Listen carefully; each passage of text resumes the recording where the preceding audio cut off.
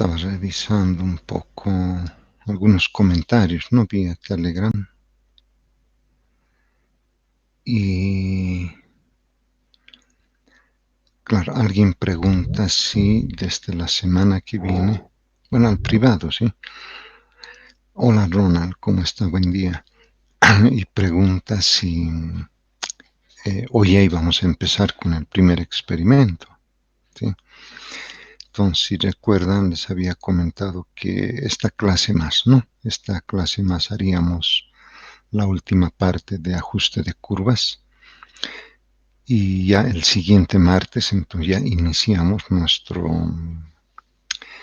primer experimento, ¿no? A ver, me estoy fijando, 18, sí, arrancaríamos ya, ¿no? Prácticamente es 13 sería, ¿no? 13 de septiembre. Entonces ya el 13 de septiembre ya arrancamos entonces con el primer laboratorio, ¿listo? Entonces, ¿qué va a pasar ahí? Lo siguiente. Como ahora, ¿no? A las 10 en punto, el sistema se habilita y durante unos 20 minutos va a estar disponible para que puedan ustedes ingresar al sistema y dar la previa 1, ¿no? La previa 1. En cuanto terminan la previa 1, más o menos a las 10:15, 10:20, ya nos volvemos a conectar, ya les vuelvo a enviar el enlace para que nos conectemos y demos lugar ya al primer experimento. ¿Listo? Con el simulador. Les voy a pasar después, o el mismo día les puedo pasar, o antes, el simulador. Es un applet en Java, entonces lo tienen que instalar. Si tienen Java, pues actualicen Java, la última versión, habiliten algunas líneas de entrada en Java, porque el applet, en cuanto lo instalan, entonces automáticamente carga y ahí tenemos que ya ver qué experimento nos tocaría, ¿no? De pronto el que están viendo en la imagen, eso va a ser, podemos hacer el primero, segundo, tercer experimento, puede ser, ¿sí?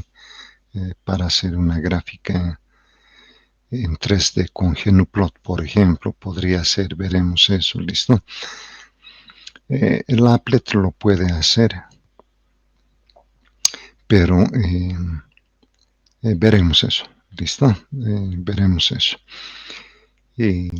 Entonces ya estarían casi convocados, ¿no? Para el siguiente martes, 10 en punto, para ingresar a plataforma y dar la previa 1, ¿no? Y así sucesivamente. Después ya el subsiguiente martes, que será el 20, por ejemplo, ya será la previa 2, y a fin de mes ya será la previa 3, vean, y octubre, noviembre, 8, 9, 10, 11, sí, casi una docena de experimentos vamos a hacer aproximadamente, ¿sí? Hasta fines de noviembre o principios de diciembre, más o menos 12, 13 experimentos, ¿no? Entonces no estamos yendo tampoco a un ritmo muy rápido, ¿no? Más bien de pronto con ustedes que ya tienen bastante base, pues ya deberíamos ir un poco más rápido, ¿no? Pero tampoco es ir a la carrera, como se dice, ¿no? Bueno, la idea, así recapitulando rápido, es tenemos una base de datos y qué hacemos con la base de datos, ¿no? Entonces, casi siempre hacemos una gráfica de nuestros pares ordenados con la finalidad de identificar el posible modelo matemático al cual se ajusten los datos. Por defecto, normalmente va uno a lo lineal, ¿no? Es lo primero que hace. Y dice, vamos a ver la linealidad, a ver qué tal funciona. Y si no funciona, entonces recién vamos a la no linealidad, ¿sí? Y es lo que vamos a avanzar ahora, ¿no? En el caso lineal se lo estudia un poco con detalle porque prácticamente lo no lineal lo vamos a llevar a lineal. Entonces prácticamente es linealizar, como se dice el modelo, ¿no? Por eso es que los mismos estadísticos en el modelo lineal lo analizan en profundidad y habíamos visto que los residuos o los errores sistemáticos aleatorios tengan una distribución normal, ¿no? Si es así, pues entre el modelo matemático de regresión simple queda perfectamente determinado. Caso contrario, pues hay que hacer varias pruebas o lo que ellos dicen test, ¿no? De hipótesis para ver qué está pasando, ¿no? En los datos. Pero no entramos nosotros a ese nivel de profundidad, ¿no? Primero, pues uno dice, identificamos las variables, ¿no? De interés independiente, dependiente, y a partir de ahí formamos nuestra base de datos. Porque si vamos directamente a hacer mediciones sin saber si es dependiente, es independiente, al final tenemos una base de datos. ¿Y qué es lo que haríamos? Pues una gráfica, ¿verdad? Pero si no está identificada muy bien la variable dependiente y la independiente, pues ahí sí podemos tener problemas, ¿no? Entonces, en el caso lineal determinístico, entonces la variable dependiente queda perfectamente definida gracias a la variable independiente, ¿no? Que es la función f de x, ¿no? La función matemática f de x. Si es no determinística, entonces hay una variable aleatoria que lo aleja de la linealidad. Y ahí sí podemos tener pues una colección de modelos no lineales, ¿no? Vía Excel podemos hacer eso, proponer unos 4 o 6 modelos al cual los datos se pueden ajustar muy bien y decir este es el modelo, ¿no? En el caso lineal es muy rápido, ¿no? O sea, prácticamente la variable independiente ya lo está diciendo mucho, ¿no? Tenemos que conocer los, como dicen, ¿no? Los coeficientes de mejor ajuste o los mejores estimadores del modelo, ¿no?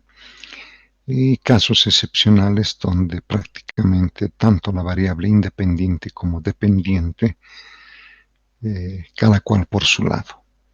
Bueno, no hay relación, no hay algo que las estreche o las vincule, ¿no? Prácticamente independientes, ¿no? Una es independiente, la otra es independiente, pero no hay una relación entre ellas. Entonces, si el modelo es lineal, entonces hemos indicado, ¿no? De que los residuos eh, tengan que prácticamente poseer una distribución normal.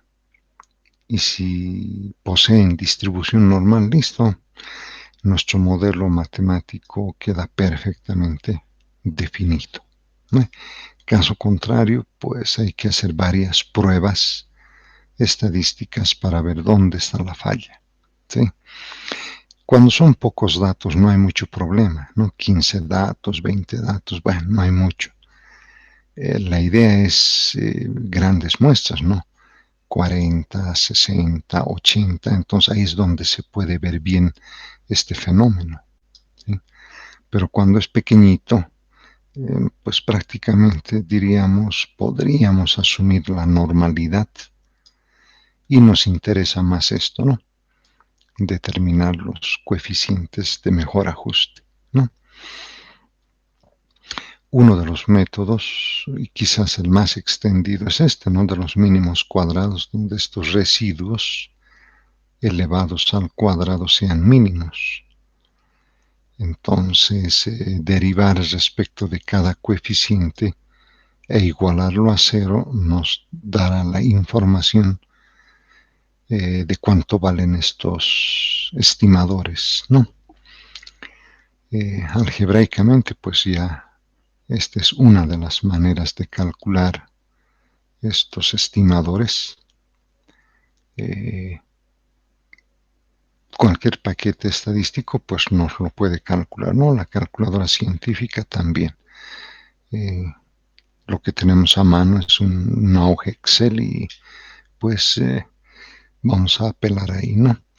De pronto como en el primer y segundo experimento podríamos calcular manualmente, ¿no? Estos coeficientes y después ya se puede ir a lo automático, ¿no? Ya en la sección 5 del informe ya especificar ahí, ¿no? De qué manera se están obteniendo estos coeficientes, ¿sí? Pero en el primero y segundo de pronto se puede hacer en este detalle y uno ya sabe de dónde están saliendo las cosas, ¿no? Bueno, esta era la interpretación un poco geométrica de esos residuos conjuntamente con la incertidumbre y que está la pendiente, ¿no? Un ejemplo tipo, habíamos dicho, la ley de Ohm, ¿no? La ley de Ohm es prácticamente lineal, ahí sí no hay lugar a dudas. Entonces deberíamos tener una gráfica de este estilo, por ejemplo, ¿no? Así, ahí. Lo que está con color rojo, esa debería ser la gráfica, ¿sí? A 45 grados. ¿Sí? Entonces la inclinación nos está dando prácticamente ohmios, diríamos, y pues acá arriba nos estaría dando kilo ohmios o mega ohmios, ¿no? Todo depende de la inclinación, ¿no? Este es el ideal, ¿sí? Pero muchas veces esto está desplazado como este, pues así. Entonces, ¿qué pasó ahí, verdad? ¿Qué pasó ahí? La teoría dice esto. Ahí debería empezar en el origen de coordenadas. ¿Por qué? Porque 0 amperios, 0 voltios, ¿verdad? Si no hay corriente, tendríamos 0 miliamperios o 0 microamperios, voltaje igual a 0, ¿no? Entonces empezamos con voltaje 0, corriente 0. Entonces, origen de coordenadas. Pero muchas veces sucede que no es así. Puede pasar esto, ¿no? Donde si bien la corriente, entre comillas, es 0, pero ya hay un voltaje, ¿no? Hay un voltaje de operación, como se dice, que es diferente de 0. Entonces eso cambia, ¿no? Ya habrá que interpretar ya eso con los datos, ¿no? Pero eso es lo que se ve en la vida real, pues, ¿sí? Si todo está muy bien calibrado, entonces ahí tendríamos, ¿eh? Pero como las fuentes están descalibradas, casi con seguridad que pasa eso, ¿eh? Entonces va a haber siempre, entre comillas, un voltaje de partida sin que nosotros querramos, ¿no? Ya es por el instrumento, ya. Ahí sí no podemos hacer nada. Entonces, a partir de ahí, ya la inclinación puede ser ahí o puede ser ahí. Ya depende del valor de R, ¿no? Ya depende del valor de R. ¿Listo? En los simuladores no hay mucho problema. Casi siempre se va a cumplir. Casi siempre, salvo que no se haga la lectura correcta en algún instrumento analógico. Eso sí podría llevar a, diríamos, una ligera distorsión, ¿no? Del modelo, pero casi siempre se cumple. Y el coeficiente de correlación es pues prácticamente el que nos da la última palabra, ¿no? Es el que nos va a decir si efectivamente el modelo es lineal o es no lineal, ¿no? Si es lineal, pues deberíamos tener esto, ¿no? Esto, así. Ese es el ideal, ¿no? Que los datos estén a lo largo de una línea imaginaria, ¿no? O como en este caso, ¿sí? Ley de Ohm. Este sería prácticamente la ley de Ohm, ¿no?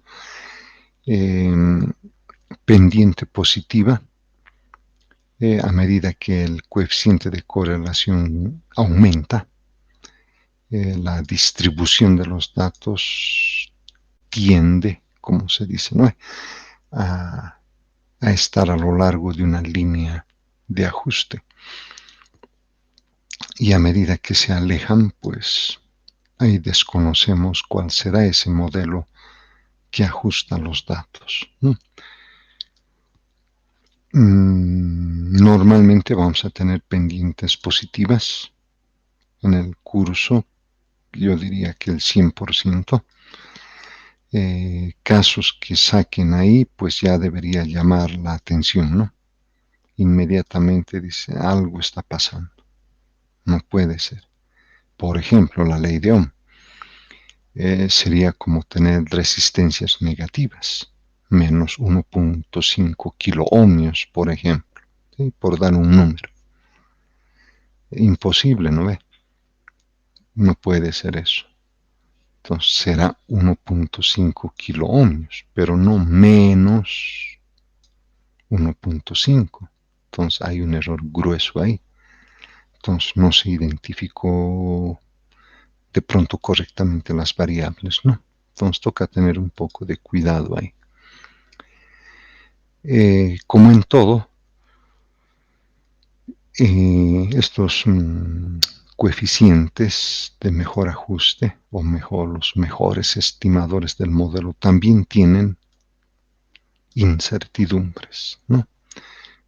Algunos autores llaman límites de confianza, otros dicen intervalos de confianza, pero al final es una incertidumbre, ¿no? La incertidumbre, hemos dicho, es la confiabilidad con la que obtenemos tanto el intercepto y la pendiente a una determinada probabilidad. Es la certeza más bien, ¿no? No la duda, como diríamos, ¿no? Muchos piensan que es que se duda de que el valor esté entre eso y eso. No, más bien la incertidumbre es la certeza de que el valor esté comprendido en ese nivel de probabilidad, ¿sí? Entonces hay que calcular bien esto, porque muchas veces si no se calcula bien eso, esta desviación estándar, ya con seguridad la desviación estándar del intercepto y la pendiente van a verse afectadas y peor en la incertidumbre, porque hay que multiplicar por el t de student. Entonces lo que va a hacer es amplificarlo más bien, ¿no?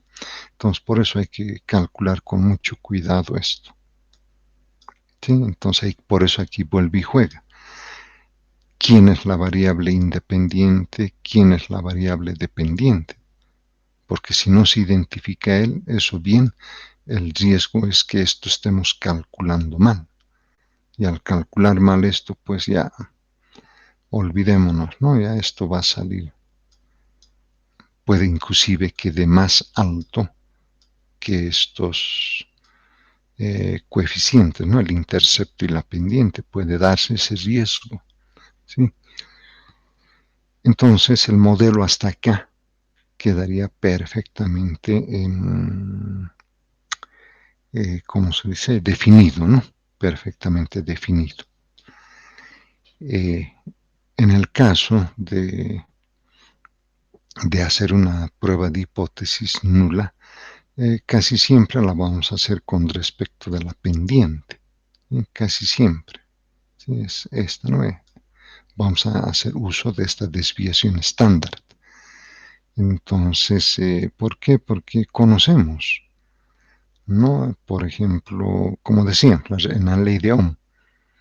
Entonces, en la ley de Ohm, por código de colores, sabemos cuánto vale la resistencia, pero a partir de valores de voltajes y corrientes, determinamos cuánto vale R. Entonces, ahí es prudente una prueba de hipótesis. Entonces, el valor experimental que obtengamos a partir de los datos frente al valor nominal o por código de colores. Entonces ya son conocidos, ¿no? Son conocidos esos. En la lectura quizás haya que tener cuidado, ¿no? Muchos dicen es que el valor de R es igual al valor teórico. Entonces, no. Eh, este símbolo igual, pues para nosotros se dice no difiere significativamente. Y en este otro símbolo difiere significativamente, ¿verdad? Entonces, no es lo mismo, ¿no? Decir es igual o es diferente, ¿no? Traten siempre en las conclusiones, en especial tener cuidado de eso, sí, la significancia, ¿no? Significativamente, entonces difiere significativamente. Acá estoy colocando, ¿sí? Significativamente sería, ¿verdad? Acá estoy colocando. Entonces, depende, ¿no? Por ejemplo, de acuerdo a la DRAE, que es ¿cómo diríamos? La Real Academia Española, ¿no? Entonces, difiere significativamente o no difiere significativamente, se da una connotación, ¿no? Por ejemplo, es la importancia o la significancia de que el valor obtenido experimentalmente frente al valor conocido eh, representa una determinada que llamaríamos importancia. Por eso la palabra significativa, ¿no? Es significativamente diferente, dice, ¿sí? Como que le está dando una cualidad, ¿sí? Le está dando una cualidad ahí. El factor crítico no es complicado porque conocemos estos valores, solamente acá habrá que tener cuidado aquí en el valor absoluto. Muchas veces se olvidan de colocar en valor absoluto y este factor crítico puede dar negativo. Y eso es imposible, ¿sí?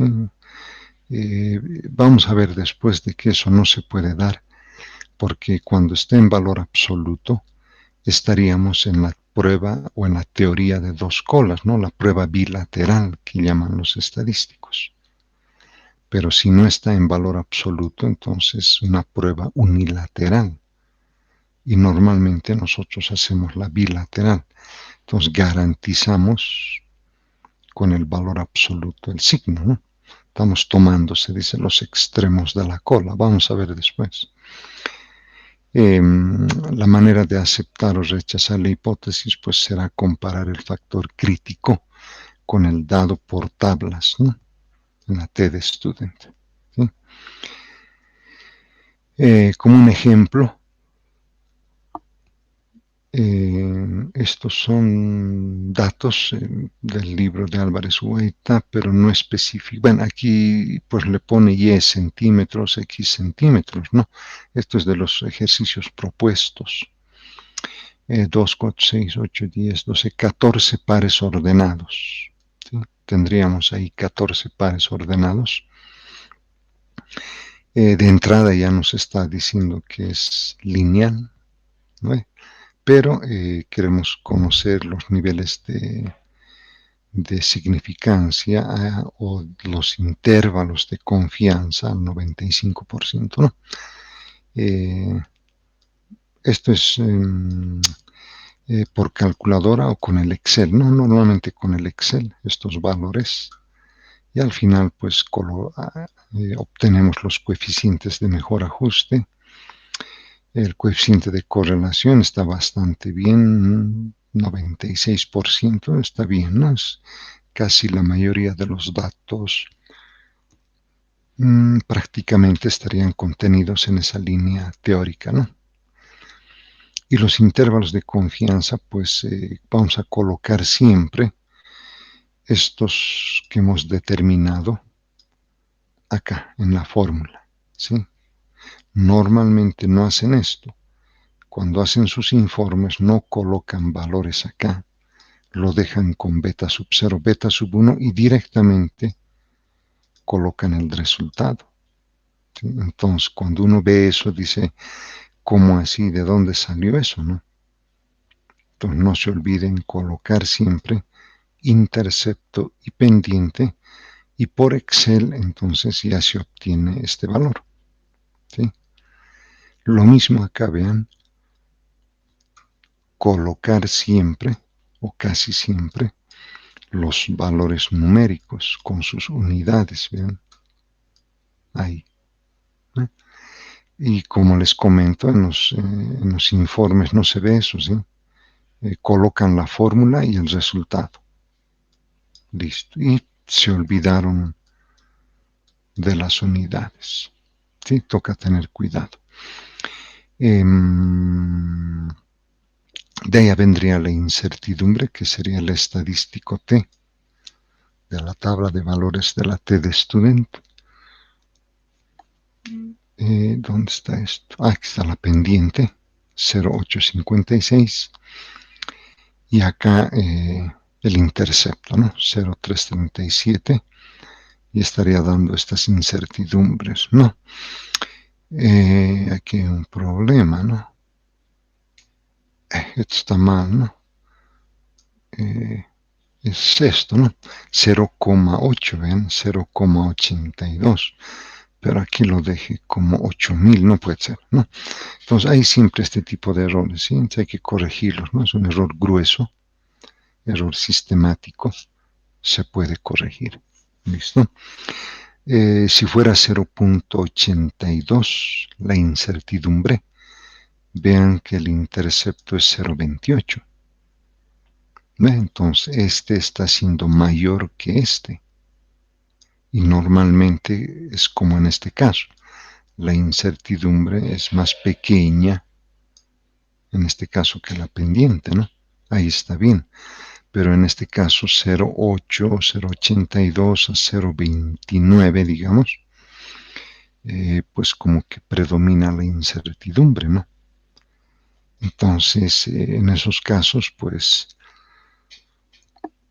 volver de pronto a ver dónde podría estar el problema. Quizás aquí no se ha calculado bien estas sumatorias o no se ha obtenido correctamente estos coeficientes, ¿no?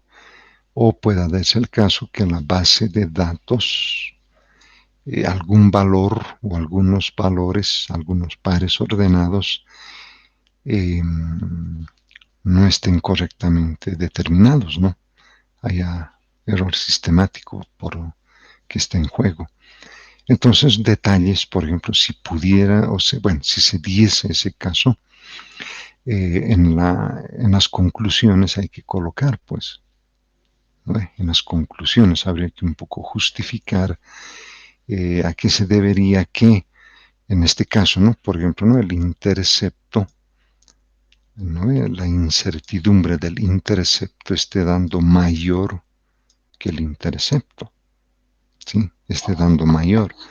Entonces habría que un poco justificar eso, ¿no? Eso, si es que se dará el caso, ¿no? Pero al final tendríamos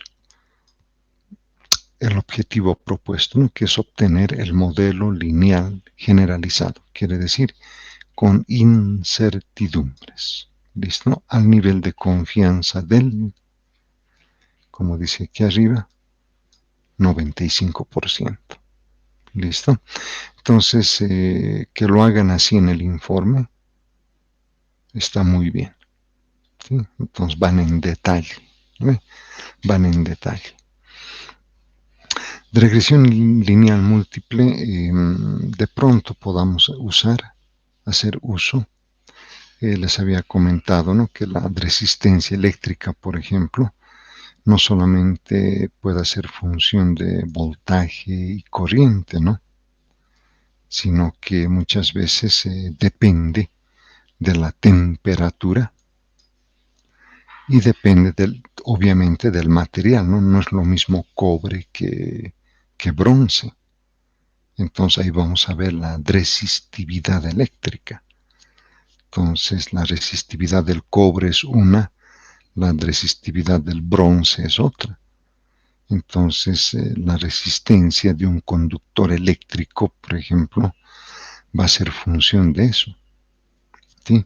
La resistencia eléctrica en sí misma de pronto no, porque como es medio cerámico, pese que de pronto en las resistencias de ohmios, quizás ahí, ¿no?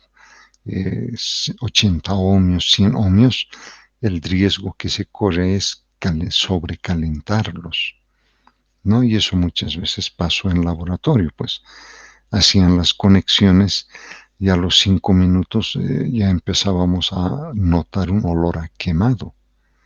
Entonces, cuando uno va, pues la pobre resistencia ya estaba achicharrándose, ¿sí? Entonces, en esos casos, pues depende de la temperatura, ¿no? Pero en general no pasa eso porque siempre manejamos kilos o mega ohmios, entonces no hay mucho problema ahí. Cuando son ohmios es un poco delicado, ¿no? Entonces, pero aún así, digamos, la resistencia, pues pondremos aquí, ¿no? Así. Entonces, R, ¿no ve así? Depende de un valor así, R sub 0 más, normalmente está ahí, se filtra, como se dice, la letra DRO le voy a poner para la resistividad, por ejemplo, del cobre le pondremos, que normalmente es lo que utilizamos, ¿no? Alambres de cobre. Y esa resistividad está multiplicada a su vez por las temperaturas, ¿sí? Tanto final menos la T inicial, ¿sí? Algo así. Entonces la resistencia de un conductor eléctrico depende de temperatura, depende de la resistividad. Entonces aquí automáticamente sería múltiple. ¿Sí? Nuestro modelo sería múltiple.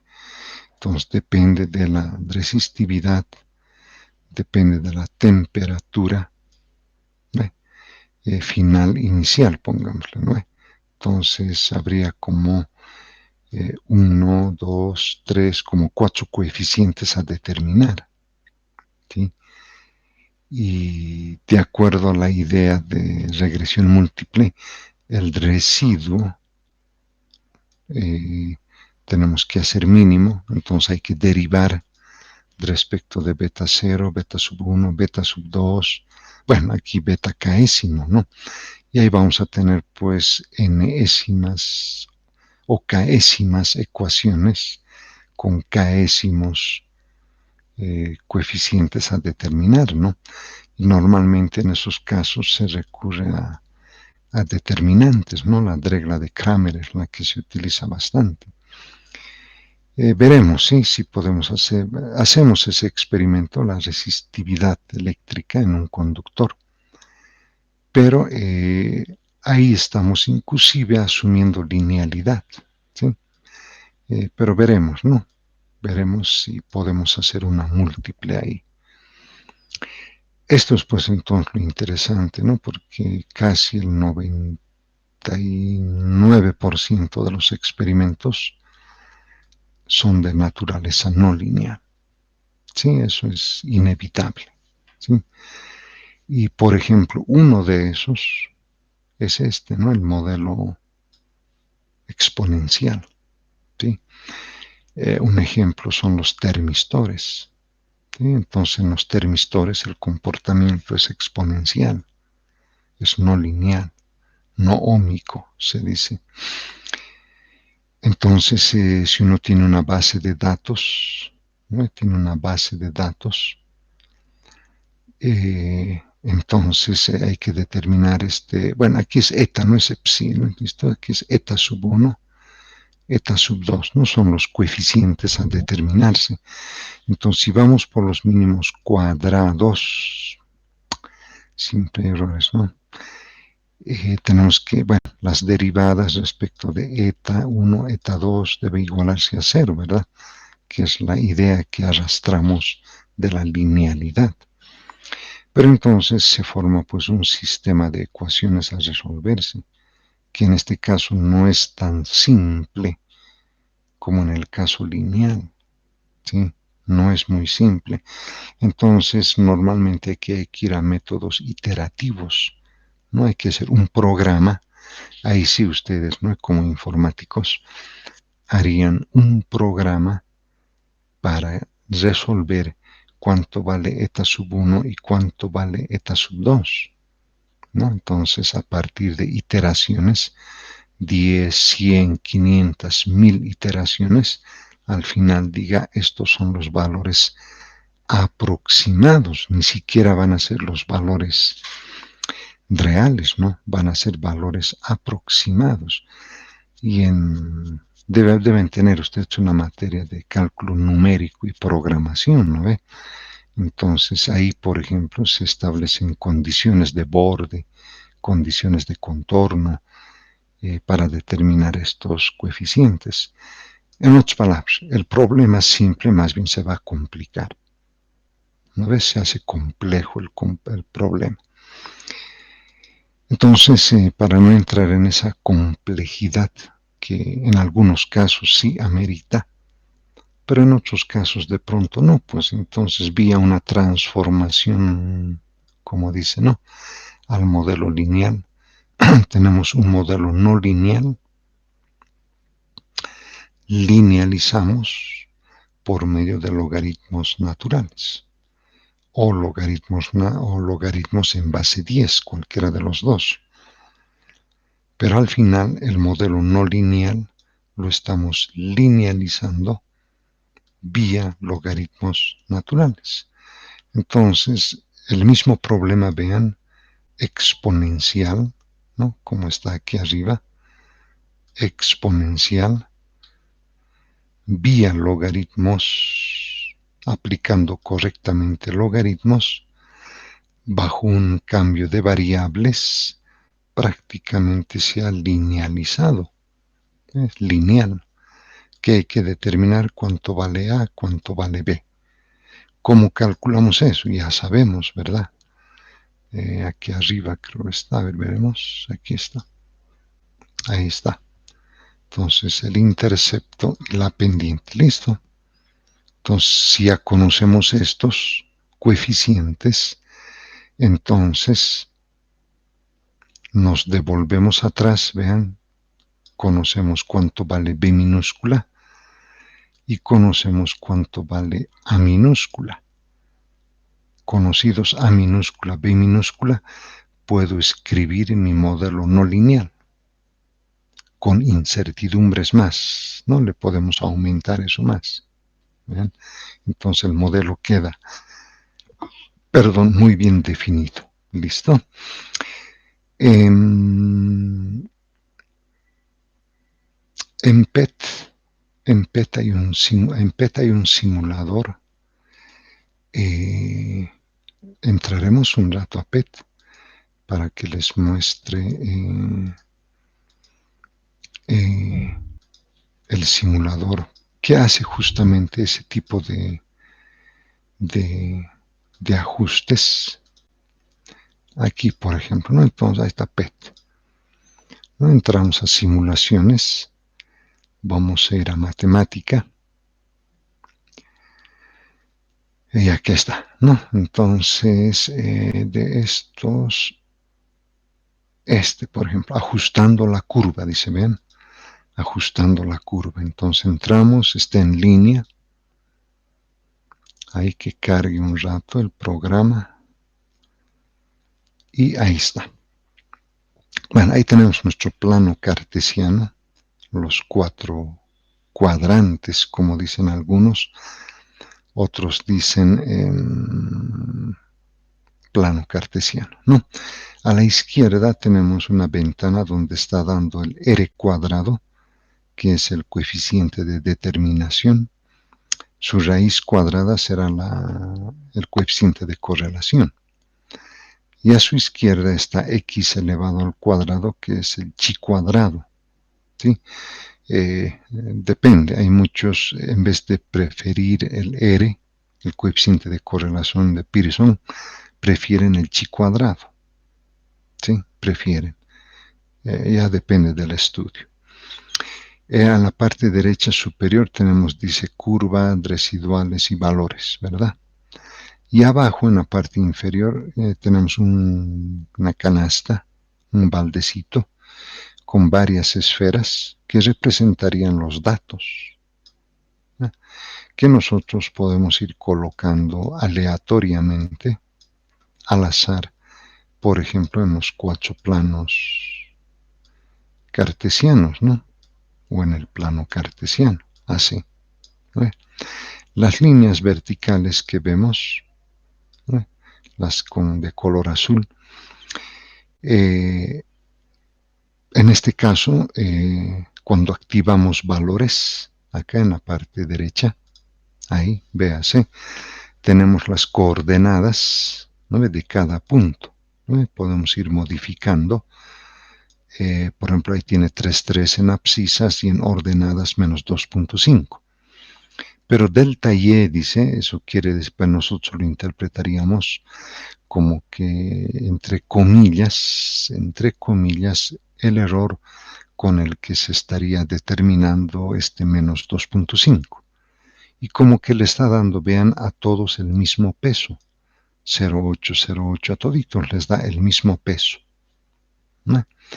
Para nosotros, ¿qué sería? Por ejemplo, si fuera voltaje, ¿no? El eje de vertical, voltaje eléctrico. Entonces, ¿qué serían esos deltas? Esos delta voltajes. Justamente va a ser el que habíamos dicho, inclusive les he dado una práctica 1, en la práctica 1 habían unas imágenes de amperímetros, miliamperímetros y voltímetros, creo es, ¿no?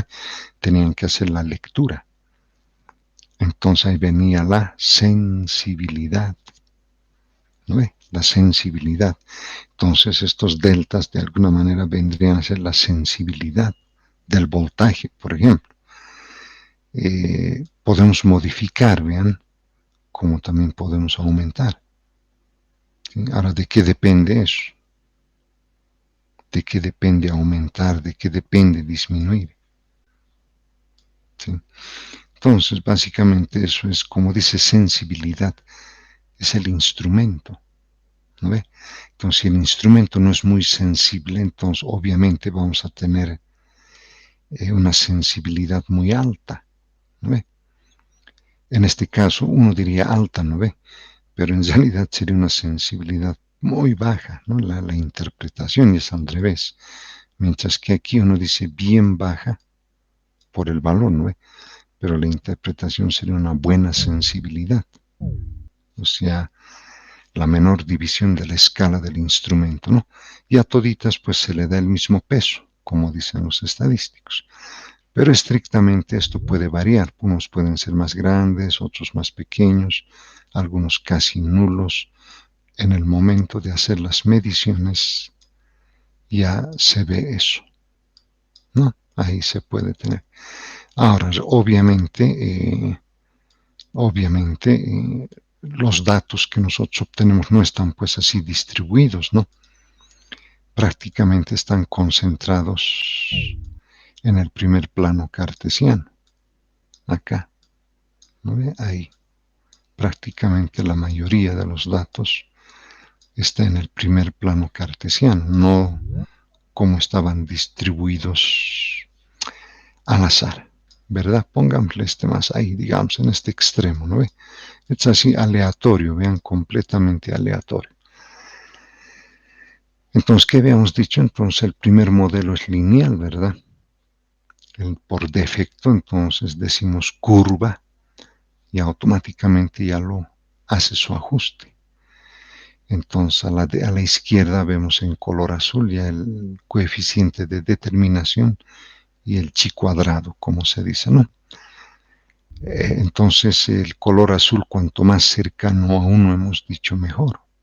¿Ve? Cuanto más se aproxime a uno, mejor. Ahí está el modelo.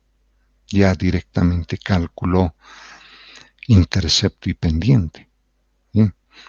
Pero si nosotros quisiéramos hacer manualmente eso, manualmente, ¿qué es lo que se hacía antes? Entonces podemos mover, vean, ahí, podemos mover.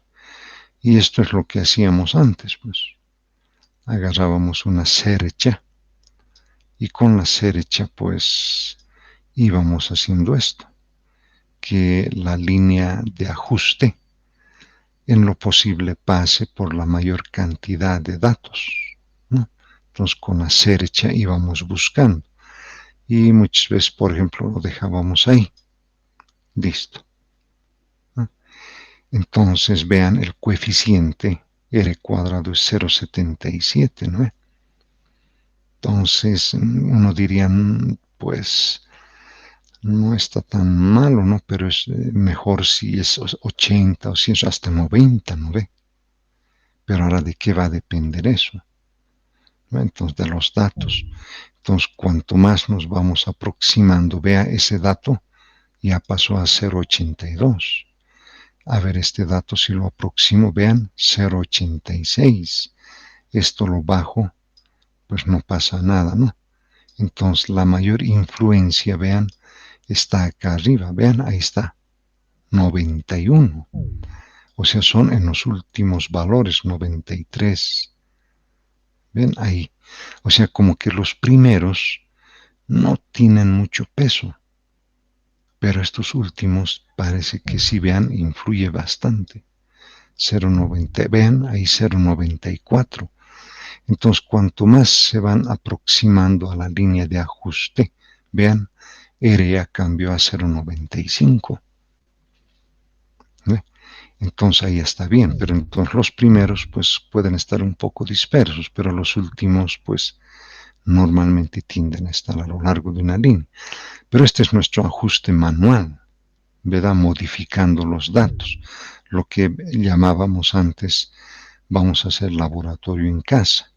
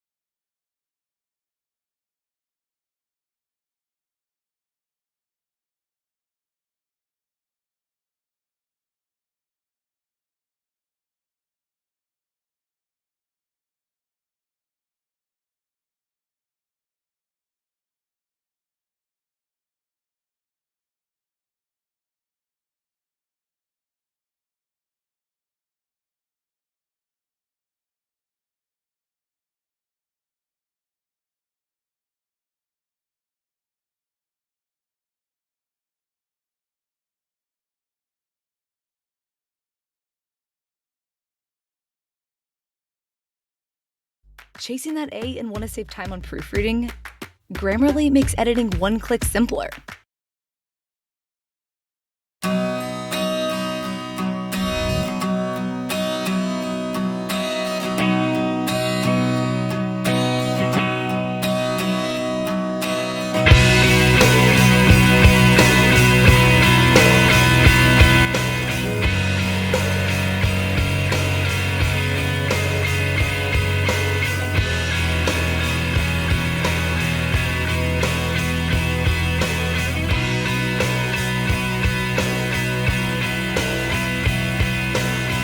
Look at the stars, look how they shine for you,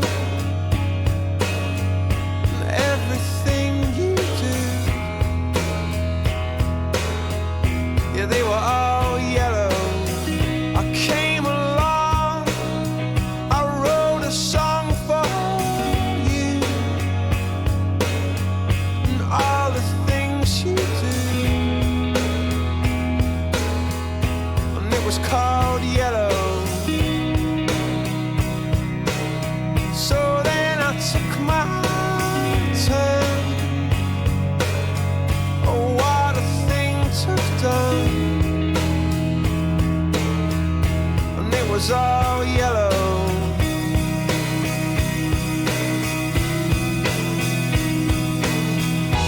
Your skin, oh yeah, your skin. To something beautiful, and you know I love you so. You know I love you so. Oh, ¿no ve? ¿Qué pasó? O hay un corte, no sé, algo pasó, ¿no?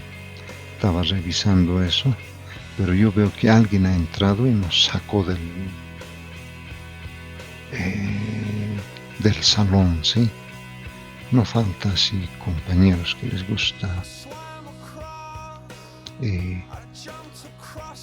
entre comillas, molestar, ¿no? Lo que quería mostrarles antes de que se corte, era esto, ¿no? Era el applet de ajuste de curvas, ¿sí? Cómo entrar aquí, pues si nos hemos perdido, obviamente Google, ¿verdad? Entonces PET es el que vamos a utilizar, no muchas, pero algunas veces vamos a matemáticas, y esta de acá, ajustando la curva, ingresamos ahí, y como este está en línea, pues es una gran ventaja, ¿no?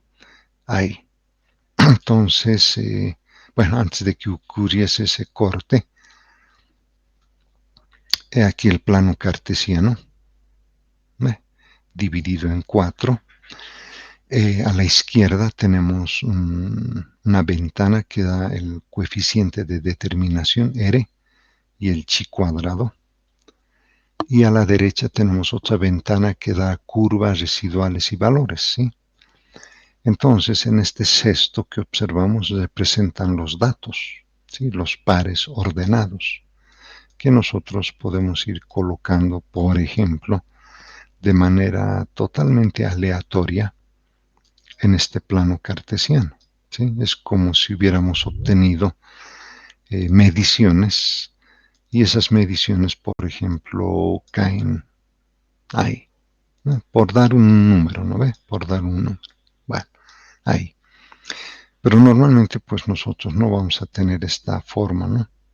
De pronto, en el primer experimento, de pronto sí, ¿sí? En el primero que hagamos, pero no va a estar tan desordenado así. No, vamos a ver que con el applet de Java que les voy a pasar, estos datos van a formar círculos concéntricos, ¿no? Que van a ser los famosos equipotenciales.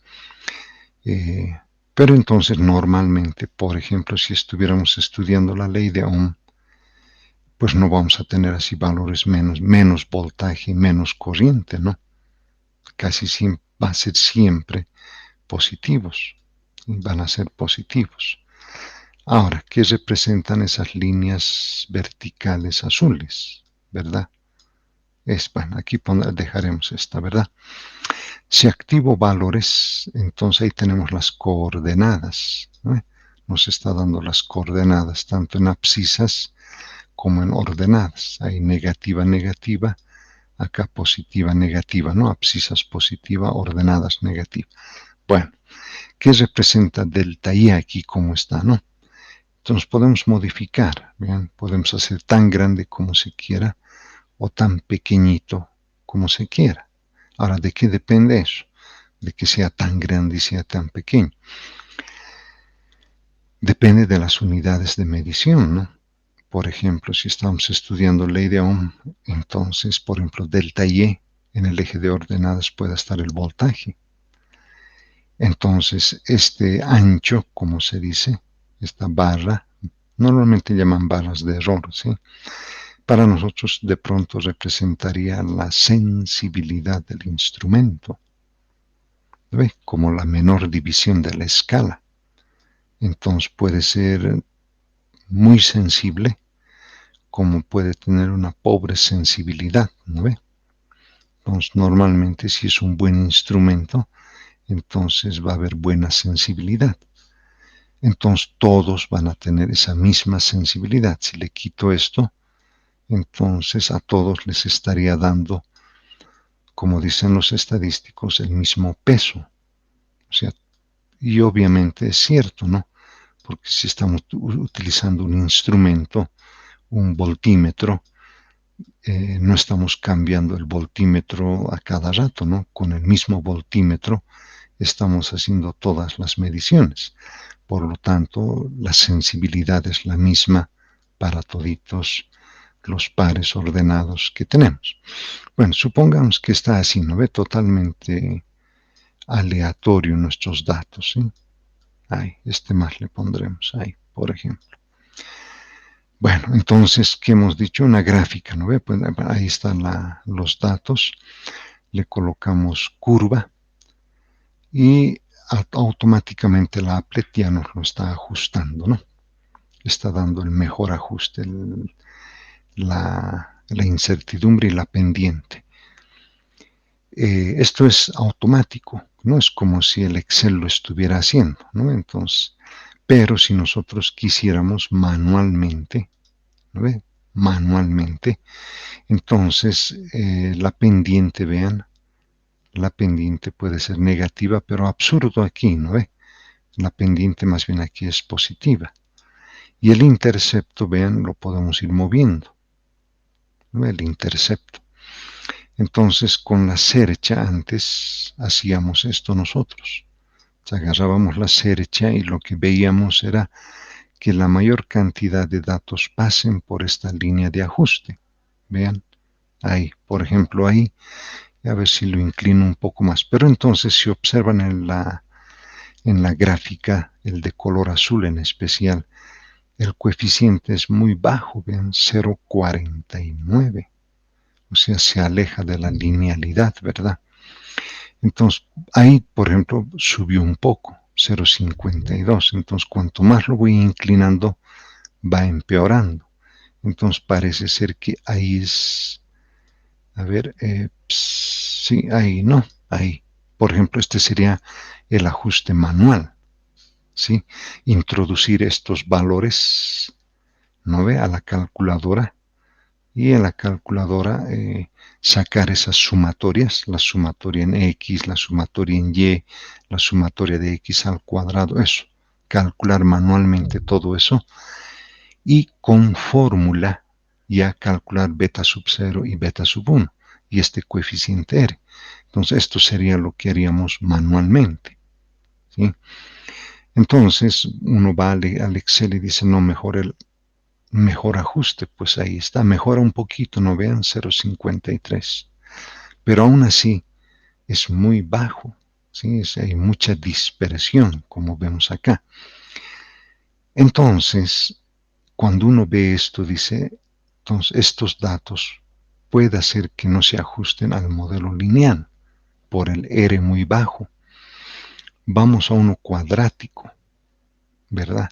Entonces, cuando vamos a uno cuadrático, el R como que no mejora, ¿no? Prácticamente es el mismo, vean, no mejora mucho. Vamos a uno cúbico, ahí tampoco, vean, no mejora, ¿no? Entonces, los datos están muy dispersos. Entonces, si nosotros queremos que no haya mucha dispersión, ¿qué haríamos? Lo que se hacía antes. Vamos a hacer laboratorio en casa. Agarrábamos y empezábamos a modificar los datos. Entonces lo tratábamos de acercar lo más que se podía a la línea de ajuste. Obviamente, pues el coeficiente subió, ¿no? A 0,87, ¿no? Entonces se puede ir mejorando, quizás ir mejorando esto, ¿sí? Vean, ya da 0,90, ¿no? Entonces, a medida que voy aproximándome a la línea de ajuste o de mejor ajuste, pues debería, bueno, ahí va mejorando, ¿no? Hasta 0,90, vean, hasta 0,90. Uno dice, pues no está mal, ¿no? Si sacamos la raíz de 0,9, porque este R cuadrado que ven es el coeficiente de determinación que el mismo Excel da. Pero entonces nosotros le sacamos la raíz cuadrada y, por ejemplo, da 0,9486. O sea, no está tan mal, ¿sí? Pero probaremos un cuadrático otra vez. Ahí está, pues bajó un poco, ¿no? Veamos un cúbico, pues igual, ¿no? Entonces, ¿qué hago? Entonces, entre el lineal, el cuadrático y el cúbico, ¿con cuál me quedo? ¿No? Entonces, el cúbico 0,91, el cuadrático también 0,91, el lineal 0,90, vean. Entonces, uno estaría pensando que puede ser cuadrático o puede ser hasta cúbico, ¿sí?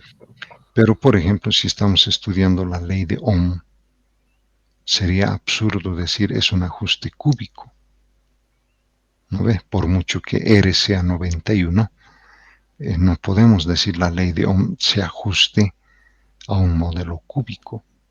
¿Cómo interpretamos eso? De entrada ya sabemos que es lineal, entonces proponer un cúbico no es correcto. Huevo. ¿Sí? Entonces, toca tener cuidado, ¿listo? Toca tener cuidado cuando uno hace este tipo de ajustes y vamos a ver eso Todos están por este lado. enseguida, ¿no? Enseguida vamos a ver uno de esos ajustes. Entonces es el applet de PET que es interesante para manejarlo manualmente, ¿no? Manejarlo manualmente. Entonces estamos aquí, ¿verdad? Estábamos ahí.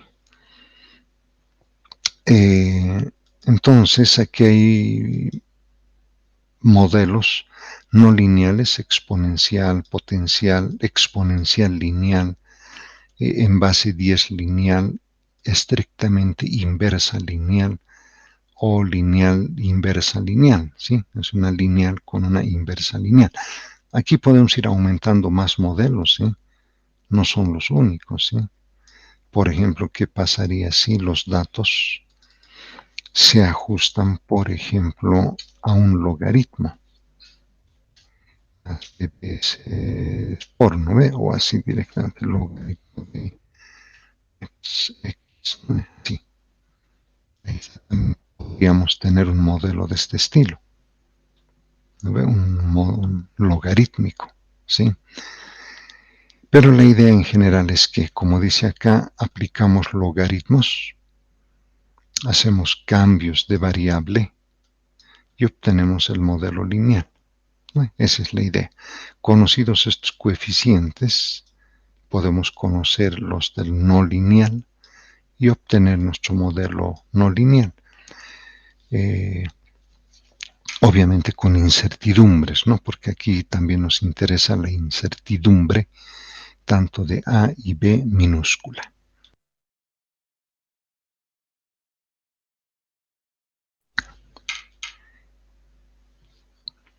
A ver, este es un ejemplo. De pronto un poco no va en nuestro contexto. Pero digamos como ejemplo sirve, ¿listo? Bueno, dice el ritmo al cual las moléculas de agua pasan por ósmosis a través de una membrana semipermeable desde un recipiente de agua pura a otro con disolución de azúcar. Puede medirse, dice, utilizando el marcado radiactivo de algunas moléculas de agua. ¿Sí? Entonces, el ritmo a la que se mueven las moléculas, dice, a través de la membrana, viene en función del tiempo, ¿no? Está en función del tiempo, aquí está. La pregunta es, básicamente, ¿cuál es el modelo matemático que se ajusta a estos datos? ¿Listo? No sabemos. Lo único que nos dicen es que son moléculas de agua que por ósmosis pasan a través de una membrana semipermeable donde hay agua pura y otro con una disolución de azúcar. Y la única manera de poder medir es con un marcado radiactivo, ¿no? Y al final uno toma datos, pues, ¿no? Ese es el ritmo y el tiempo. Entonces la pregunta sería, ¿el modelo es lineal? ¿El modelo es no lineal? Si es lineal, pues ya sabemos cómo calcular los coeficientes de intercepto pendiente, sus incertidumbres. Ahora, si es no lineal, ahora, ¿cuál es el modelo? Porque aparte aquí hay varios, ¿verdad? Puede ser exponencial, puede ser potencial, puede ser un exponencial lineal, puede ser un logarítmico, puede ser un polinómico. Hay varias posibilidades, ¿verdad? Entonces la idea es, como dice, ¿no? Primero un gráfico. Ahí está. Entonces es el marcado radiactivo, en el eje de ordenadas es el ritmo y en el eje de abscisas es el tiempo. Entonces, por lo que vemos, no es lineal, ¿verdad? Entonces, si agarramos, bueno, le cambiaré color, por ejemplo, así, ¿no? Entonces, si tomásemos el último o el primer y último dato, ¿no ve? No es lineal, entonces alguien dice, pues lo moveremos, por ejemplo, ahí. Pero hay muchos que están muy alejados. Entonces, más acerquemos más, pero ya hay otros que se alejan más. Le bajaremos más, por ejemplo, ahí. ¿No ve? Entonces uno dice, le podemos girar inclusive ahí. ¿No ve? Entonces con la cerecha eso es lo que se hacía, pues. Hacíamos girar y tratábamos de ajustar al mejor modelo, ¿sí? En este caso lineal, pero no funciona, vean. No funciona. ¿Listo? Entonces no lineal. Entonces inmediatamente propongo modelos, pues. ¿Sí? Aquí en estas cinco columnas y 3 filas. Entonces en la primera fila coloco los modelos matemáticos que yo juzgo que se ajustarían los datos. Propongo el más simple por defecto: lineal, exponencial, potencial, logarítmico. ¿No ve? Con el Excel puedo sacar hasta polinómico, ¿no? Cuadráticos, cúbicos, como acabamos de ver. ¿No ve? Pues debería haberle puesto eso, ¿no? Y quizás será mucho más representativo, pero no creo que se ajuste a eso. Sí, ya por inspección visual uno dice un cúbico medio raro, ¿no? Y tal vez un cuadrático, tal vez. Bueno, ¿cuál es la idea? Entonces, en la segunda fila están los coeficientes de correlación de cada modelo. Entonces, el lineal 0,9089, el exponencial 0,9984. Entonces en estos dos primeros ya el exponencial gana. 0,9984 frente a un 0,90. Entonces automáticamente rechazo. ¿sí? Ya lo rechazo el lineal. Al siguiente, potencial, ¿no? Este es un modelo potencial. Baja, vean, 0,8820 frente a un 0,99, pues se descarta automáticamente. Entonces aparece el logarítmico, vean, que ya quiere enfrentarse al potencial. 0,9677, 0,9984. Entonces automáticamente uno dice no, tampoco es logarítmico. ¿Ve? Entonces todo apunta a que el modelo es exponencial. Es exponencial. Entonces, si es exponencial, ahora, ¿qué queda hacer? Aquí está, ¿no? Exponencial. ¿Qué tenemos que hacer? Logaritmos. Sacar logaritmos, hacer unos cambios de variable para que se linealice. Eso es lo que los siguientes pasos, ¿no? Y ahí está, ¿no? Entonces aquí está el modelo ya, ¿no? Entonces ya se determina cuánto vale A, cuánto vale B, ¿sí? Si se linealiza este modelo exponencial, tendríamos este, ya linealizado, ¿no? Linealizado. Y como vemos, pues los puntos o los datos prácticamente están sobre la línea, ¿no? Hay uno que otro que está queriendo salirse, pero pues el modelo matemático y el coeficiente de determinación R cuadrado es bastante grande, ¿no? 0,9979, su raíz cuadrada es 0,9989, o sea, casi 1 diríamos, ¿no? Bueno, este ya es en el Excel, los cálculos en Excel, ¿sí? Acá, por ejemplo, están esas sumatorias que hemos observado, ¿no ven? La suma de x, la suma de y, la suma de x al cuadrado, de y cuadrado, la suma de x por y, la suma de los x al cuadrado, de los y al cuadrado. Entonces con el Excel ya calculo todito esto, ¿sí? Y manualmente calculo con estos valores, ya calculo el intercepto y calculo la pendiente. Entonces estos valores de intercepto y pendiente están aquí en la gráfica, ¿ven? Ahí está. 457 menos 0,88 prácticamente se están reproduciendo, pues se ven.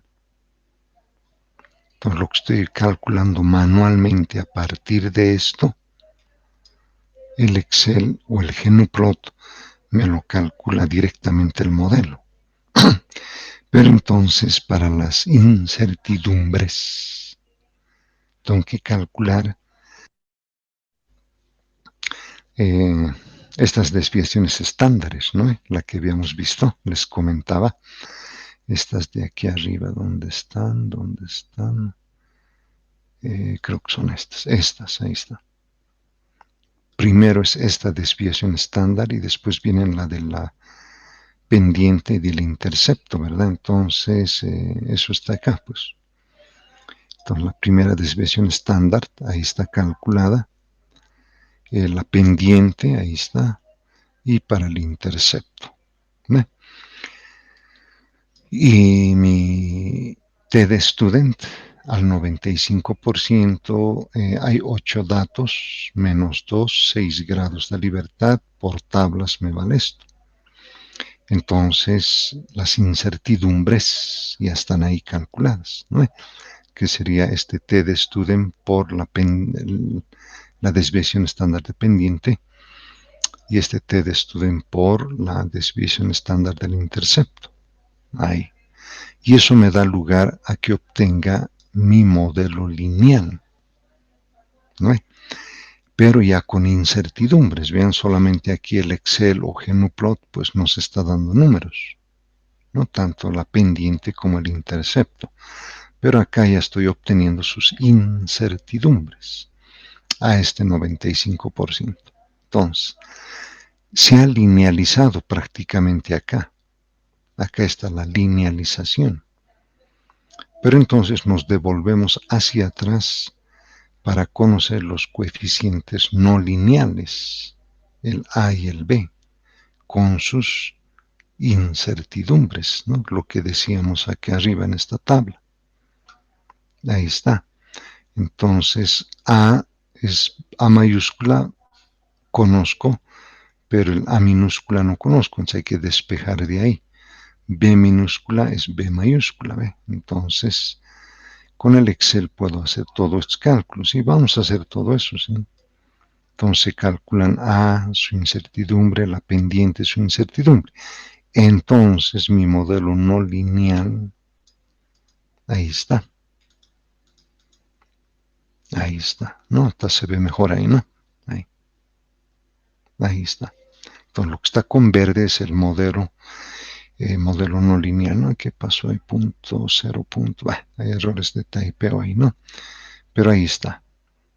Este es el modelo que queremos. Pues entonces esos datos que hemos visto que decían ese marcado radiactivo medidos obedecen a este modelo no lineal exponencial al 95% de confiabilidad. Ahí está. ¿Listo? Nosotros vamos a hacer algo semejante, ¿sí? Por ejemplo, en termistores, pues me parece que es exponencial. ¿Sí? Otro ejemplo, circuitos EPC. Resistencia condensador, también es no lineal y también es de esta forma, exponencial. Vean, entonces con el Excel se puede hacer mucho, ¿sí? Pero entonces hay que saberlo manejar. Muchas veces en los informes, ¿no? Tal como yo he hecho, ¿no? Le saca una imagen y como se dice, copiar y pegar. No. ¿Sí? Todos estos números que ven acá, desviaciones estándares, intercepto, pendiente, esta otra desviación, estos cálculos para las incertidumbres deberían estar así. ¿No? Por lo menos los primeros dos informes hacerlos así, en detalle, ¿no? Para saber o conocer de dónde están saliendo esos valores, igual para R, de dónde sale. Ahí está la desviación estándar, de dónde sale, hay que colocar sus coeficientes, porque en los informes no colocan esto. Lo dejan como beta sub 0 y beta sub 1, y directamente aparece el resultado. Entonces, error grueso, ¿sí? Entonces, coloquen siempre el intercepto y la pendiente, y después ya colocar el resultado, ¿no ven? Y acá igual. Entonces, colocar siempre los valores numéricos de esas sumatorias y después ya el resultado, ¿no? El resultado. Y después para las incertidumbres lo mismo, es el T de student por la desviación estándar de pendiente, el T de student, desviación estándar del intercepto. Y eso es lo que ya da lugar al modelo lineal, como está acá abajo, lo que está en amarillo. Y es el modelo lineal. Ahora, para obtener los coeficientes, como les digo, estos no lineales, pues tenemos que sacar desde aquí. Aquí está. Ahí está y acá también. Listo. Para obtener nuestro modelo original, el modelo no lineal. ¿Sí? Ahí está. ¿Listo? Entonces esto es lo que hay que hacer. Y vamos a ir haciendo esto, ¿no? Vamos a ir haciendo esto. Obviamente transcribir estos números aquí, por ejemplo, esto como lo he hecho en LaTeX, pues entre comillas, no es difícil, ¿no? Pero hay que tener cuidado porque siempre uno se puede equivocar en un paréntesis, en un corchete, entonces cuando compila el documento, error. ¿Sí? Entonces, pero hay que hacerlo con cuidado y no va a haber problemas, ¿sí? Entonces, si van a hacer en Word, ya saben, entonces Arial 10 puntos para fórmulas, para fórmulas. Arial 10 puntos. ¿Sí? Entonces, las prácticas tienen ese sentido, ¿no? De que ustedes en Word o LaTeX, pero ya hagan estas fórmulas, ¿no? Así con números, para que ya vayan familiarizándose. Porque no olvidemos que la semana que viene ya hacemos nuestro primer experimento. ¿Sí? A las 10 les comenté, ¿no? Entonces a las 10 en punto, plataforma se abre y van a poder ustedes ingresar con su usuario y contraseña para la previa 1, ¿no? La prueba previa. Entonces va a ser la previa 1, durarán 10, 15, 20 minutos. Y más o menos 10 y cuarto, 10 y 20 ya nos volvemos a conectar, les envío el enlace y ya ingresamos al primer simulador. ¿Sí? Entonces ya para obtener datos y hacer todos estos cálculos, ¿no? Hacer todos estos cálculos. ¿Sí? Esto es un resumen, pues, ¿no? Es un resumen. ¿Sí? Entonces lo que es agarrar estos valores y ir colocando en esas fórmulas, ¿no? Entonces ayuda esto, ¿sí? Ayuda mucho. Bueno, este es el script o programa para hacer con Genoplot ajustes, ¿no? Aquí está haciendo un ajuste lineal, ¿no? A más B por X. Pero si queremos un exponencial, pues le cambiamos ahí, ¿no? A por E a la X. O si queremos un potencial, le ponemos potencial, ¿verdad? Si queremos un cuadrático, pues ahí le ponemos un cuadrático. ¿Sí? Pero la idea es que en algún lugar del disco duro, ¿sí? Normalmente Windows, ¿no? En C o en otra unidad, pues estén los datos, ¿no? Normalmente muchos colocan en el escritorio. Pero antes de la pandemia hacíamos esto y muchos traían sus laptops y ya tenían instalado Genoplot, entonces querían hacer correr este programa. Y había problemas, ¿por qué? Porque los datos los guardaban, por así decir, en otra unidad, en el D, por ejemplo, ¿no? Entonces Genoplot, si no está bien, si no se da la druta acá correctamente, no lo va a leer, pues, ¿no? Va a dar error, error, error, error. Entonces, y acá es con slash, ¿no? Creo que en Windows es al revés, ¿sí?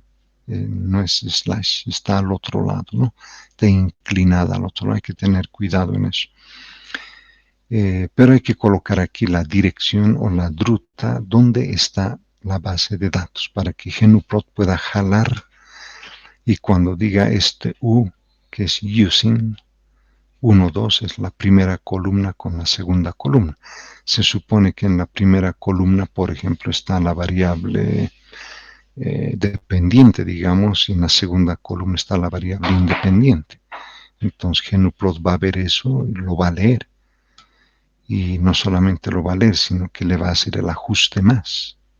¿Sí? Aquí le podríamos aumentar unos comandos, como se dice, para que coloque el modelo, ¿no? Tal como les he mostrado. Entonces, para que coloque el modelo, se puede agregar ahí más. Aquí está con la letra Times Roman, la pueden cambiar. Bueno, ahí se puede hacer varias cosas, ¿sí? Bueno, pero esto es para los que quieran usar. ¿Listo? Ahí ya está el programa. Ya está hecho. Entonces, por ya terminando, ya para terminar ya, haríamos prueba de hipótesis nula. Porque también manejamos, ¿no? Manejamos bastante hipótesis nula. Y no ve aquí. La pondré ahí. Ahí. Entonces estamos viendo en la imagen el ajuste, no ajuste, la distribución de la T de student, que se parece mucho a la gaussiana, ¿sí? Se parece bastante a la gaussiana, solamente que la diferencia es que a medida que el número de datos crece, entonces la T de student va ajustándose más a una gaussiana. Y cuando el número de datos es pequeño, entonces ya se aleja de la gaussianidad. Esa es un poco la diferencia desde el punto de vista gráfico. ¿Listo?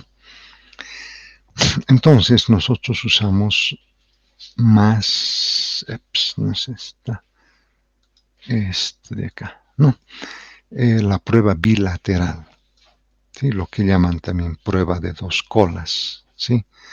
Porque están tomando las simétricas tanto a la izquierda y a la derecha.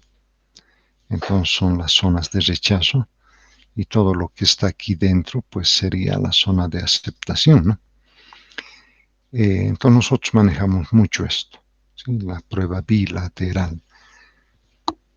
Las otras son casos muy especiales. Las pruebas unilaterales a la izquierda, la unilateral a la izquierda y esta sería a la derecha, ¿no? Como ven ustedes, es estrictamente, dice, mayor a 0 o menor a 0. Entonces, nosotros no manejamos esto, ¿sí? Son casos especiales. Más vamos aquí. ¿Por qué? Porque mu sub 2 la conocemos. ¿Sí? Mu sub 2 puede ser código de colores en la resistencia, o puede ser el valor nominal en un capacitor, ¿verdad? O una constante. Por ejemplo, en circuitos RC tenemos la constante de relajación que se llama, el tiempo en que tarda en descargarse el condensador a través de la resistencia. Entonces a eso llamamos la constante de relajación. Teóricamente se conoce. Ese es mu sub 2. Entonces teóricamente se conoce. Pero experimentalmente a partir de los datos, hacemos correr el simulador, entonces vamos a obtener una constante de relajación. Entonces ahí viene la prueba de hipótesis.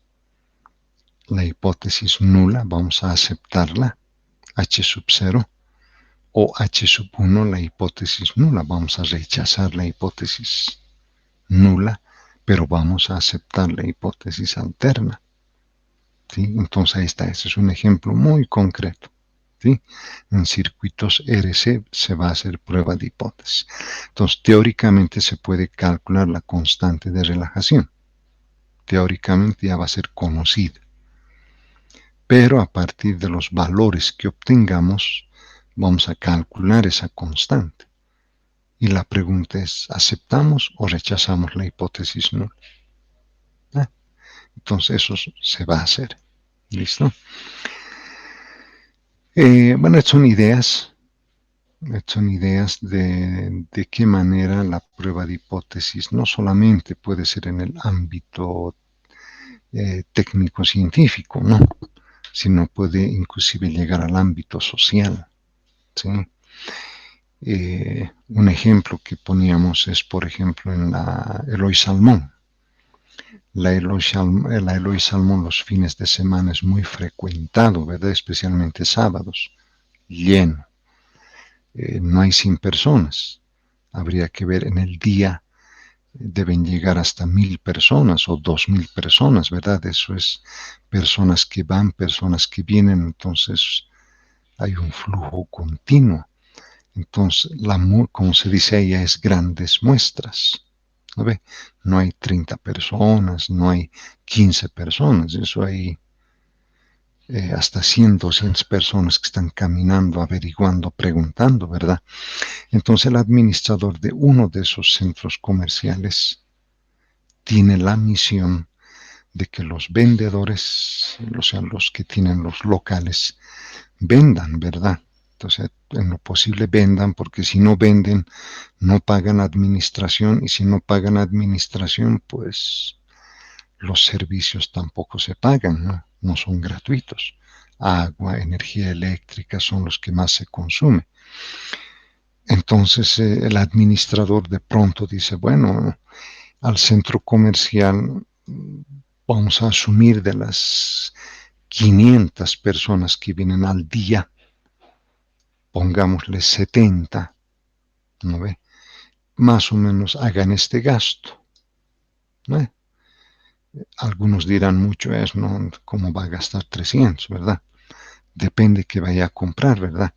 Porque si viera a comprar, digamos, un protector de un celular no vale 300, ¿no? Hay de todo precio.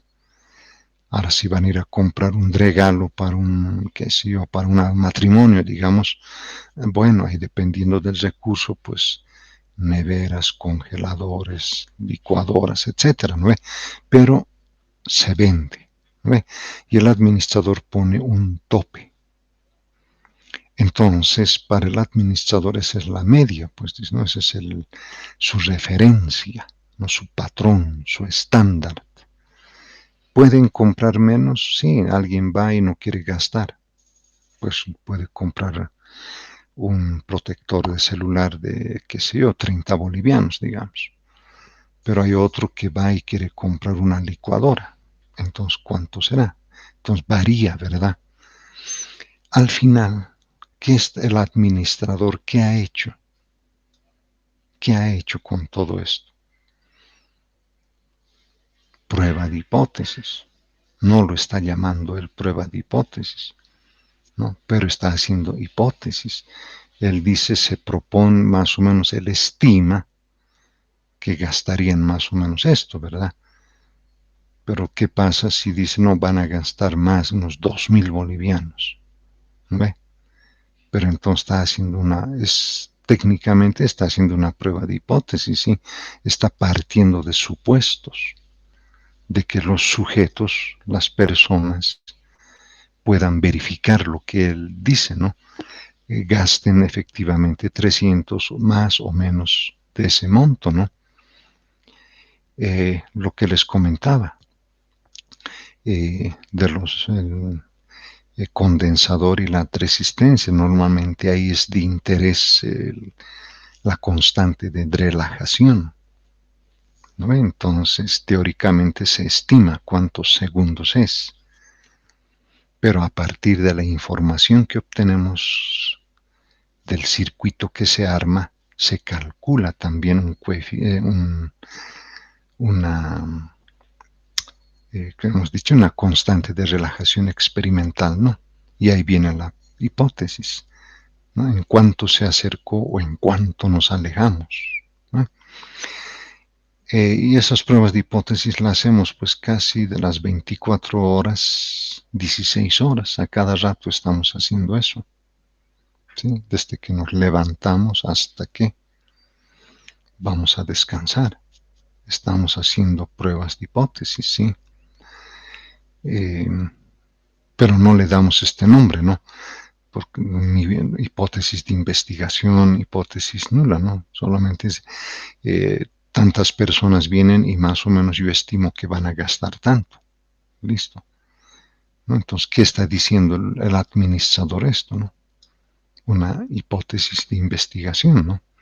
Como sucede técnicamente, digamos, ¿no? Tomar café, dice, causa cáncer. Lo opuesto de eso, no tomar café no causa, ¿verdad? Está contradiciendo al otro. Pero puede haber alternativas, ¿ve? Poco café no causa, mucho café causa cáncer. Entonces son alternativas. Las anteriores son muy verticales, causa no causa. Pero la alternativa dice puede como no puede, depende del consumo, ¿sí? Y la hipótesis estadística es todas esas palabras, causa, no causa, poco, mucho, las llevamos en símbolos, ¿no? Tal como vemos aquí arriba, pues. Ahí está, ¿no? Así. Entonces, lo que les decía, ¿no? Vamos a ser el bilateral. Entonces, la hipótesis nula, entonces, donde la constante de relajación teórica no difiere significativamente de la constante de relajación obtenida experimentalmente, ¿sí? Y aquí seguramente se han equivocado, ¿no? No puede ser h sub 0, aquí h sub 1 sería, ¿no? Vean que hasta todos cometemos errores, ¿no? No estamos exentos de eso. Vean, aquí debe ser h sub 1, h sub 1 puede ser 2 veces h0, ¿no? Entonces la alternativa siempre va con h sub 1. Entonces la constante de relajación teórica difiere significativamente de la constante de relajación experimental. Eso es lo que hacemos, ¿sí? Pero estas dos a la derecha y a la izquierda no, porque vean, es muy fuerte.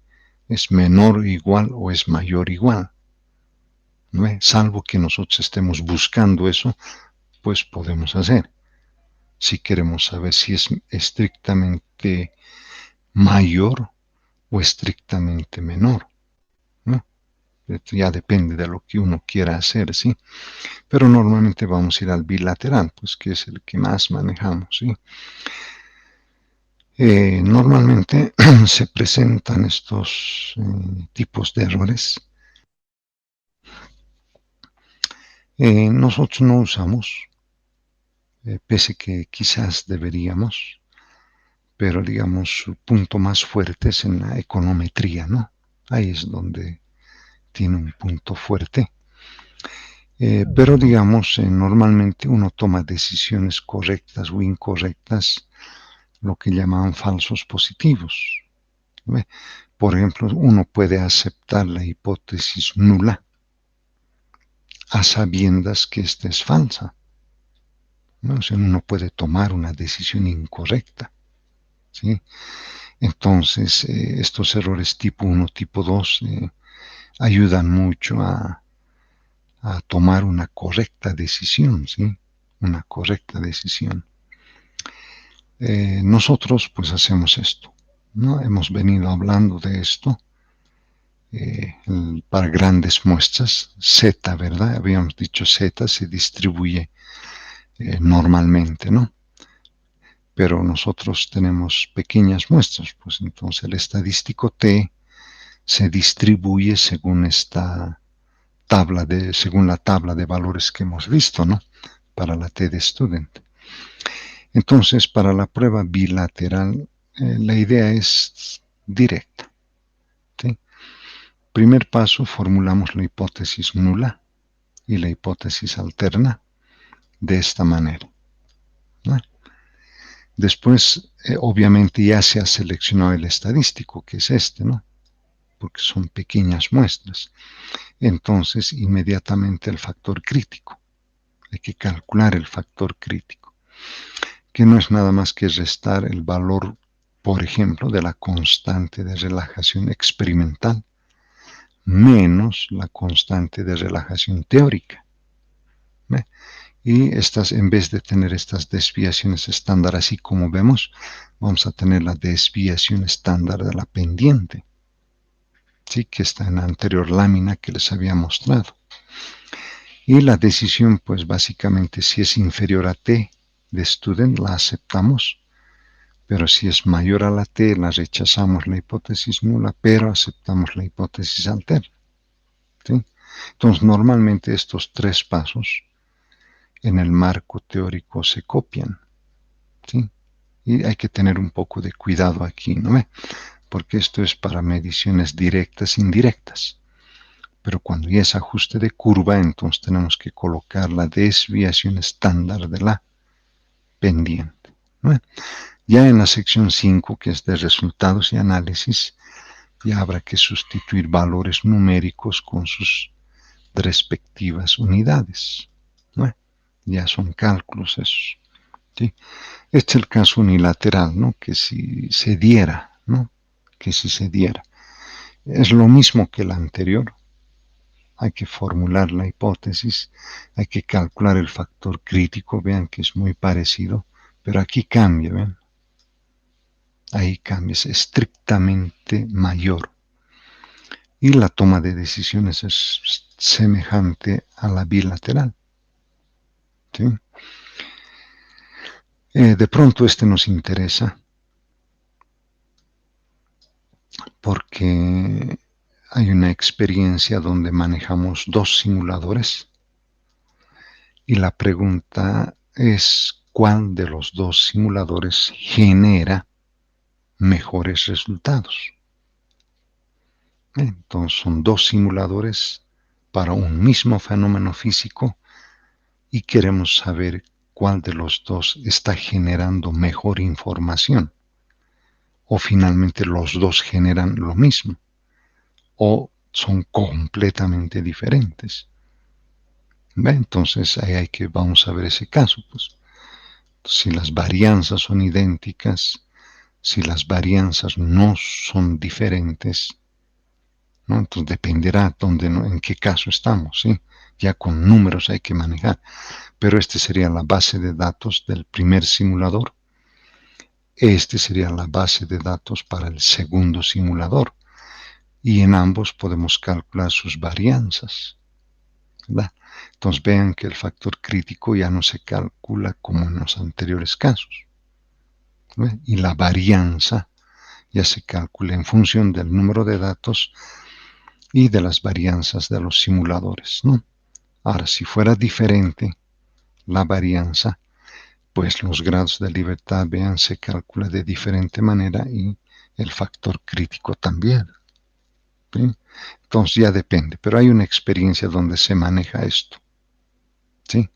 Entonces ahí hay que aplicar esto. Caso A, si se da eso. O caso B, si se diera esto. Y a partir de ahí se toma la decisión. ¿Listo? Básicamente eso, ¿sí? Aquí ya son ejemplos donde se está aplicando en caso de medición directa. ¿No ven? Por ejemplo, en vez de K pongamos resistencia eléctrica medida con un multímetro digital. Según código de colores da un valor, pero según las medidas obtenemos un valor, el más probable. Entonces queremos saber si el valor obtenido vía mediciones directas difiere o no significativamente del valor dado en código de colores a este nivel de confianza. ¿Sí? Es la interpretación. ¿Sí? Entonces calculamos su desviación estándar muestral y acá entonces donde viene la hipótesis. Pues. Entonces el valor obtenido, ¿no? Por el valor más probable obtenido a partir de las mediciones con el multímetro digital, ¿ve? No difieren del que tenemos en código de colores, o el obtenido difiere significativamente del código de colores. Entonces, véanse las unidades, ¿no ve? Muchas veces los grupos, no sé, por la rapidez, lo dejan como números puros. ¿Y ahí qué estamos haciendo? Es como comparar 40,3 con 41,5. ¿Qué sentido tiene eso? No se olviden siempre colocar las unidades, ¿sí? No se olviden de eso. Después, ¿qué viene? El factor crítico, ¿no ve?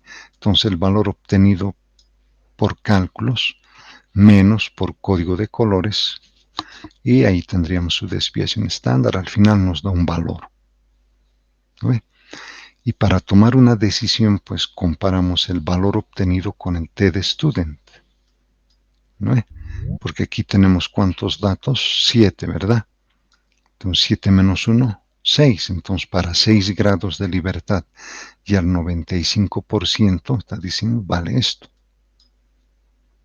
Entonces como es inferior, entonces estoy aceptando la hipótesis nula. O sea, básicamente, ¿qué se diría?